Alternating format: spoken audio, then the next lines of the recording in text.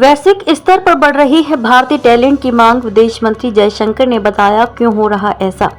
विदेश मंत्री एस जयशंकर ने शुक्रवार को वैश्विक स्तर पर भारतीय कौशल और प्रतिभा की बढ़ती भूमिका पर जोर दिया और कहा कि दुनिया के विकसित देश अब भारत के साथ गतिशीलता समझौते करने में रुचि दिखा रहे हैं।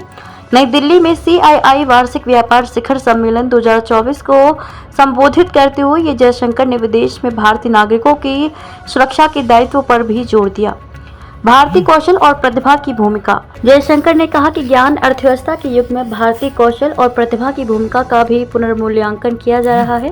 टेक्नोलॉजिकल एडवांसमेंट ही अधिक मांग पैदा कर रही है, लेकिन विकसित देशों में डेमोग्राफिक शॉर्टेज की वास्तविकता भी है।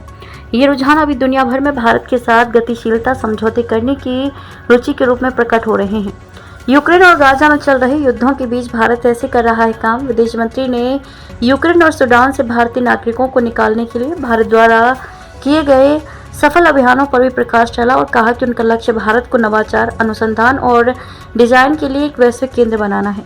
उन्होंने यूक्रेन और गाजा में चल रहे युद्धों के कारण दुनिया भर में व्याप्त संकट को भी रेखांकित किया और कहा कि दुनिया ईंधन, खाद्यान्न और उर्वरक के 3F संकट का सामना कर रही है, जिसमें भारत प्रथम और वसुधैव कुटुंबकम के विवेकपूर्ण संयोजन के साथ काम कर रहा है।